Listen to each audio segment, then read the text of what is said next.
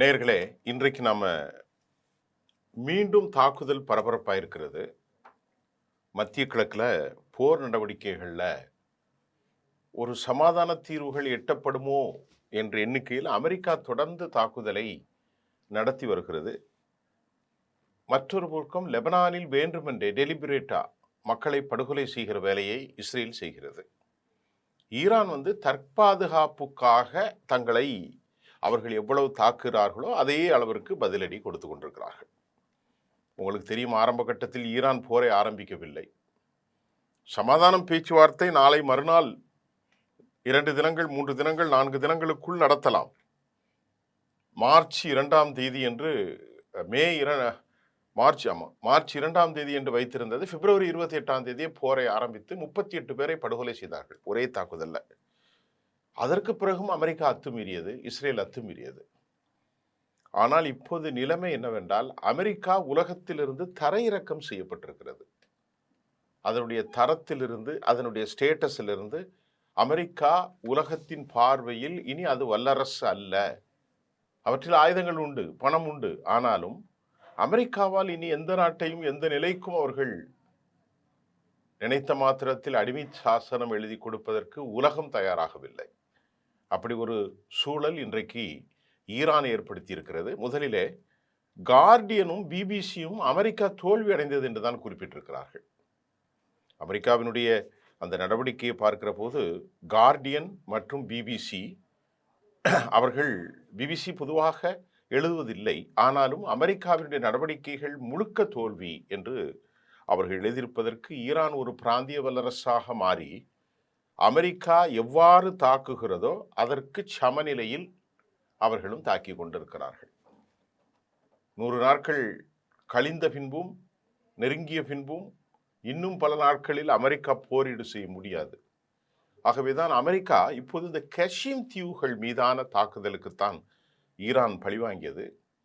ஈரானுடைய ரேடார் கருவிகள் அதிகமாக அமெரிக்காவால் சிதைக்கப்பட்ட ஒரு இடம். இதனால் ஈரான் கடுமையான கோபத்திலே இந்த தாக்குதலை அவர்கள் நடத்தினார்கள். அமெரிக்காவுடைய பல வடிவமைப்பு கொண்ட முன்னணி களமாடும் இன்ஸ்ட்ருமெண்ட்ஸ், அதாவது டிஃபென்ஸுக்கு தேவைப்படிய ஆயுதங்கள், அது விமானமாக இருந்தாலும் உளவு விமானமாக இருந்தாலும் சாப்பராக இருந்தாலும் எல்லாமே இந்த கஷீம் தீவுகளில் இருந்து ரெடாரின் மூலம் கண்காணிக்கப்பட்டுத்தான் அது படுகொலைக்கு உள்ளாக்கப்பட்டது.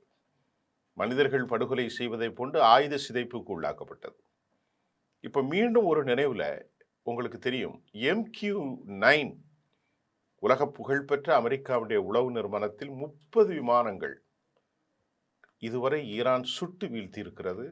சிலவற்றை பாதுகாப்பாக அவர்கள் இறக்கி அதனுடைய செயல் வடிவத்தை அப்படியே ரிவர்ஸ் இன்ஜினியரிங் செய்கிறார்கள். அதில் MQ-1, MQ-4, MQ-9 மட்டும் 30.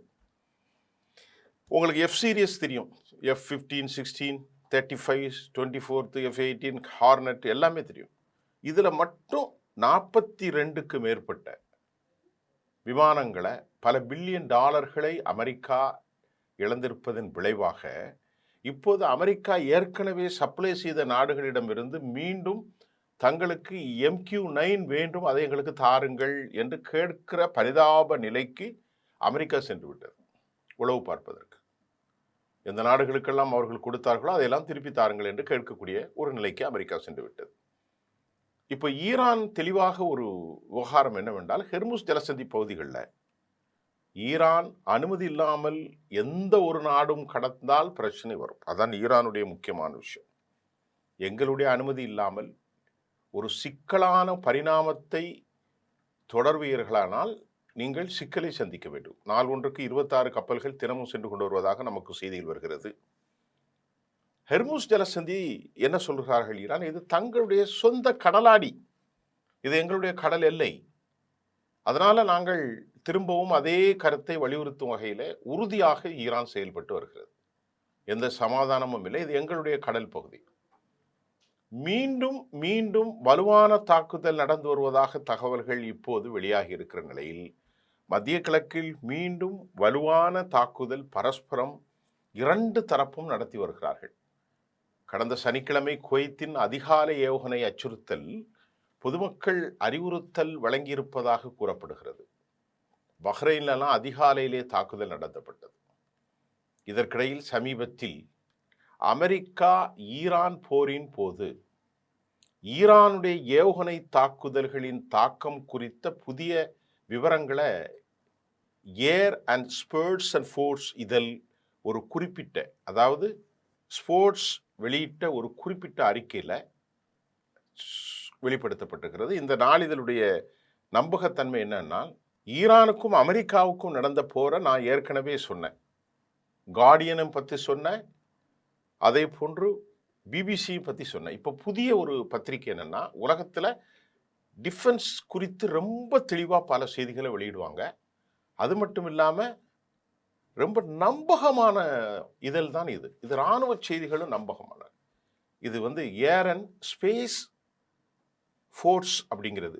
ஏரில் ஏர் அண்ட் ஸ்பேஸ் ஃபோர்ஸ் இதழ். இது ஒரு குறிப்பிட்ட அறிக்கை இப்போ வெளியாயிருக்கு. அந்த அறிக்கை என்னன்னு பார்ப்போம். அந்த வெளியீட்டின்படி முதல் வாரங்களில் பல ஈரானிய ஏவுகணைகளை கத்தரில் உள்ள அல் உதைத் விமானத்தளத்தில் ஒருங்கிணைந்த விமான செயல்பாட்டு மையத்தை நேரடியாக தாக்கின. இதில் இப்போ ரெண்டாவது உதைத் தளம் எங்கே இருக்குது? கத்தரில் இருக்குது. இது சிஏஓசி நேரடியாக தாக்கின விமானத்தளத்தில் உள்ள ஒருங்கிணைந்த விமான செயல்பாட்டு மையத்தை நிறைய அமெரிக்காவுக்கு இழப்பு வந்திருக்கிறது. கத்தரில் மறுபடி ஒரு மூத்த அமெரிக்க அதிகாரி அந்த தாக்குதலை நன்கு அறிந்த வட்டாரங்களை மேற்கோள் காட்டித்தான் அந்த செய்தி ஸ்பேஸ் அண்ட் ஃபோர்ஸுடைய இது வெளியிட்டிருக்கிறது. இரண்டாவது, இந்த கன்வர்ஜென்ஸ் ஒருங்கிணைக்கப்பட்ட விமான செயல்பாட்டு மையம் 2 தசாப்தங்களுக்கு மேலாக, 20 ஆண்டுகளுக்கு மேலாக மத்திய கிழக்கு முழுவதும் அமெரிக்காவின் நடவடிக்கைகளுக்கான நரம்பு மையமாக இது செயல்படுகிறது. அல் உதைத் அவ்வளவு ஒரு ஃபோர்ஸ், அதை மறுபடியும் அடித்து காலி பண்ணியிருக்காங்க. இப்போ ஏற்கனவே உங்களுக்கு பழைய கதை ஒன்றை நினைவுபடுத்துகிறேன். ஒரே ஒரு ரேடார் 9500 கோடி, 10,000 கோடி, அதை முழுக்க அடித்து துவம்சம் செய்து ஒன்றுக்கும் உதவாமல் மறுகட்டமைப்பு செய்ய முடியாமல் ஆக்கிட்டாங்க ஈரான். இப்பொழுது மறுபடியும் அழைத்திருக்கிறது. அமெரிக்காவுடைய முன்னணி ஸ்போக்ஸ் பர்சன் மறைமுகமாக தெரிவிக்கிறார். அடுத்து, இந்த மாதிரி வசதியிலிருந்து அமெரிக்க படைகள் ஆப்கானிஸ்தான் மற்றும் ஈராக்கில் இராணுவ நடவடிக்கைகளை இந்த அல் உதைதிலிருந்து தான் அவங்க மோடிஃபை பண்ணாங்க. அதில் முழுமையாக கண்காணித்தார்கள். ஆப்கானிலும் ஈராக்கிலும் நடைபெற்ற கடந்த கால நடவடிக்கைகளையும், அது மட்டுமில்லாமல் ஈராக் மற்றும் சிரியாவில் ISIS அமைப்புக்கு எதிரான நடவடிக்கைகளும், ஏமனில் ஹவுதிகளுக்கு சவுதியோடு இறங்கி நடைபெற்ற இராணுவ நடவடிக்கைகளையும் ஒருங்கிணைத்த ஒரு தளம்தான் கத்தருடைய தளம். இப்போ அந்த தளம் முழுமையாக முதற்கண் அடி, 2வது அடி இப்போதும் தாக்கப்பட்டிருக்கிறது என்பதை space and force, air space and force நாளிதழ் தெளிவுபடுத்துகிறது. இந்த அறிக்கையின்படி ஈரானிய தாக்குதல்கள் விரிவான ஒரு சேதாரத்தை ஏற்படுத்தி, நல்லா கவனிங்க, அந்த செய்தியினுடைய தகவல் தான் இது, என்னுடைய தகவல் அல்ல. ஈரானுடைய தாக்குதல்கள் ஒரு ஆழமான ஒரு பெனிட்ரேஷன், உள்ளே நுழைந்து ஆழமான தாக்கத்தை ஏற்படுத்தி அவர்கள் அந்த வசதியை இனி செயல்பட முடியாமல் முடங்கி ஒரு நிலையில் ஆக்கியிருக்கிறார்கள் என்கிறது ஏர் ஸ்பேஸ் அண்ட் ஃபோர்ஸ் நாளிதழ். சேதாரம் குறித்த விவரங்கள் முன்பு பகிரங்கமாக வெளியிடப்படவில்லை எனும் அந்த பத்திரிகை குறிப்பிட்டது. எவ்வளவு சேதாரம் வந்தாலும் அமெரிக்கா தெரியவில்லை. அமெரிக்க இராணுவ திட்டமிடுபவர்கள் ஈரானிய பதிலடியை எதிர்பார்த்ததாகவும் முன்னக்கூட்டியே அவர்களுக்கு தெரிந்துதான் இருந்திருக்கிறது இதெல்லாம் நடக்கும். எனவே மோதல் தீவிரம் அடைவதற்கு முன்பு தென் கரோலினாவில் உள்ள ஷா விமானப்படை தளத்திற்கு நடவடிக்கைகளை மாற்றியதாகவும் ஏர் அண்ட் ஸ்பேஸ் ஃபோர்ஸ் இதழ் தெரிவித்திருக்கிறது. ஏற்கனவே அவர்களுக்கு தெரியும் ஈரான் எப்போதும் அடிப்பார்கள் என்று. தென் கரோலினா பகுதிகளுக்கு மாற்றியிருக்கிறார்கள். இதற்கிடையே அல் உதைதில் நிறுத்தப்பட்டுள்ள பணியாளர்கள் இந்த போர் வெடிப்பதற்கு முன்பே அவர்கள் இங்கிருந்து அனுப்பி வச்சுட்டாங்க. இப்போ எவ்வளோ பயம் இருக்கு பாருங்க அமெரிக்கர்களுக்கு. இடமாற்றம் செய்யப்பட்டதாக கூறப்படுகிறது. இந்த முன்னெச்சரிக்கைகள் இருந்த போதிலும் வேலை நிறுத்தங்கள், கட்டளை வசதிக்கு கணிசமான சேதத்தை ஏற்படுத்தியதாக ஈராக் கன்ஃபார்ம்ட் ஒரு அறிக்கை கூடுவது. ஈரானின் அருகாமை மற்றும் எதிர்கால மோதல்களின் போது அதன் பாதிப்பை கருத்தில் கொண்டு மீண்டும் இதை கட்டி எழுப்பலாமா, கட்டி எழுப்புவது நடைமுறை ரீதியாக சாத்தியம் உள்ளதா என்பது குறித்த விவாதங்களை இப்போது கத்தருடைய இந்த அல் உதைது தளத்தின் மீது அமெரிக்காவுக்கு ஏற்படுத்தியிருக்கிறது. இனி அவர்கள் அனுமதிப்பார்களா என்ற கேள்வியும், ஏன்னா ஒரு நிரந்தர பகையாளனாக ஈரான் பக்கத்தில் இருக்கு. ஈரானை எதிர்கொண்டு அப்துல் ரஹ்மான் அல் தானி இனி இந்த நடவடிக்கை எடுப்பாரா? அமெரிக்காவுக்கு இனி மத்திய கிழக்கில் அதிகாரம் இருக்குமா? அதை மீண்டும் கட்டி எழுப்ப முடியுமா என்ற கேள்வி எழுகிறது. சமீபத்திய போரின் போது ஈரானுடைய இராணுவ பதிலின் செயல்திறன் எபிகசி குறித்து வெளிவரும் மிக முக்கியமான பொது மதிப்பீடு தாங்க.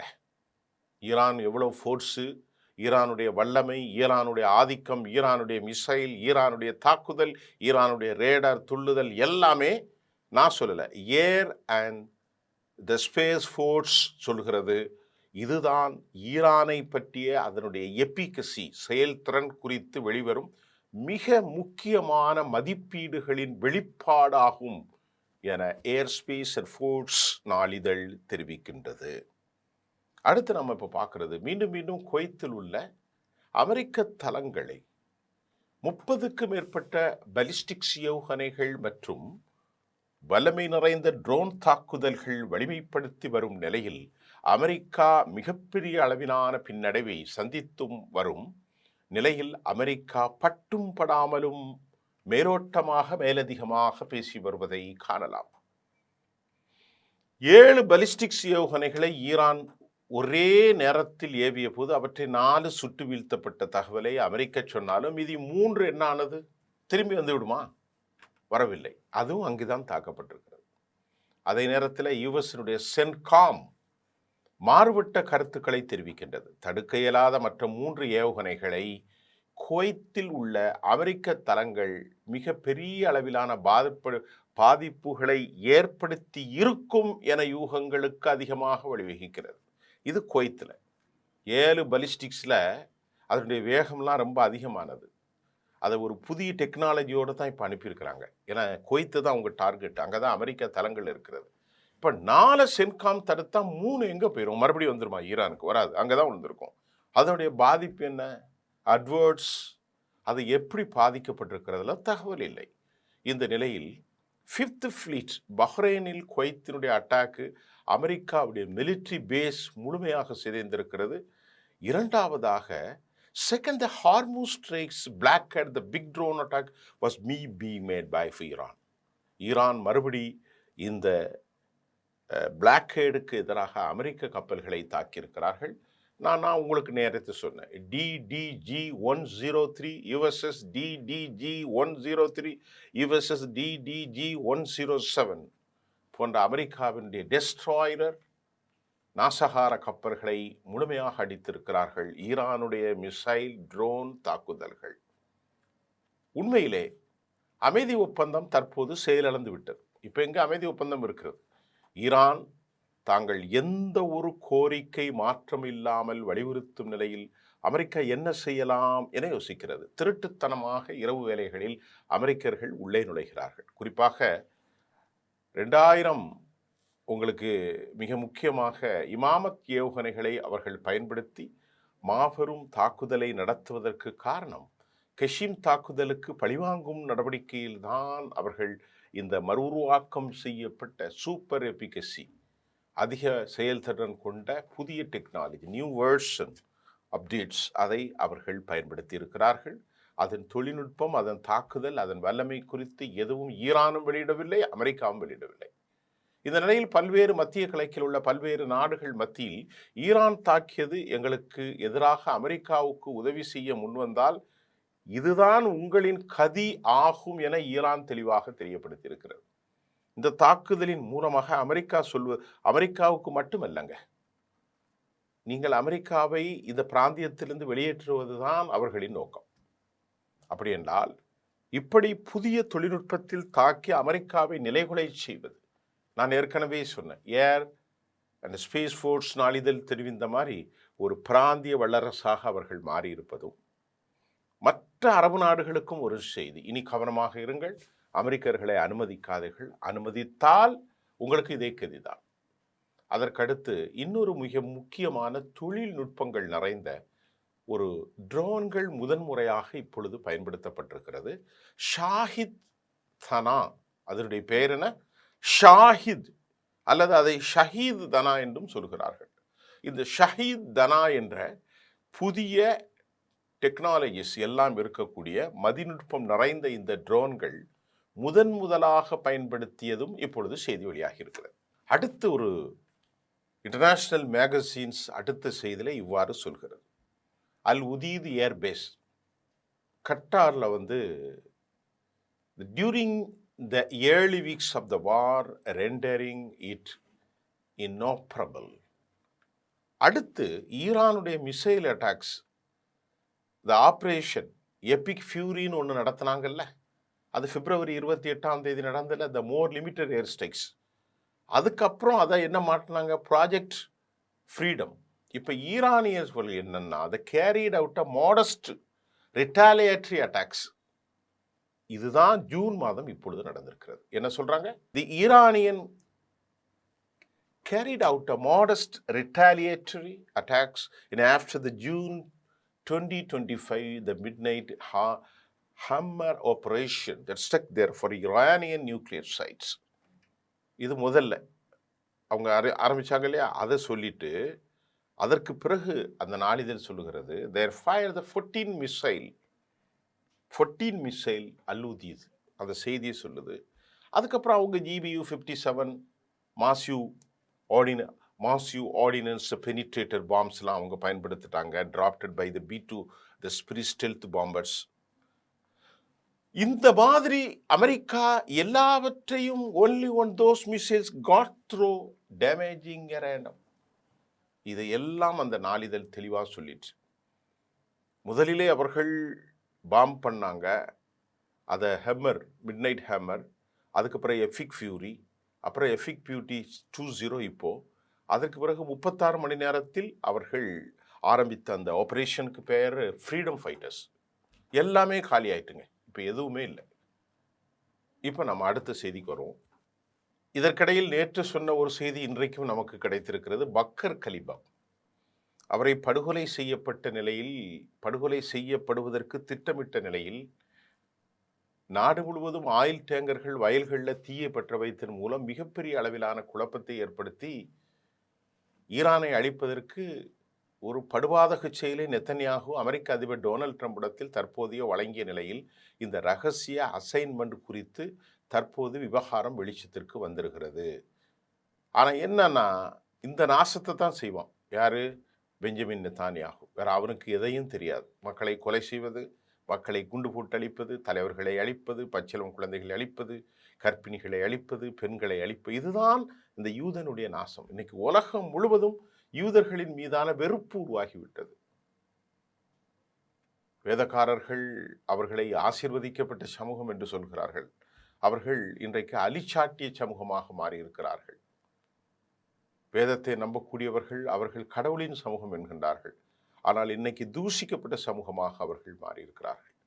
ஏனென்றால் பொதுவாக மக்களை கொலை செய்பவர்கள், அனாதைகளை கொலை செய்பவர்கள், பெண்களை கொலை செய்பவர்கள், பாவப்பட்ட பச்சிலம் குழந்தைகளை கொலை செய்பவர்கள் ஆண்டவருடைய சமூகமாக இருக்க முடியாது.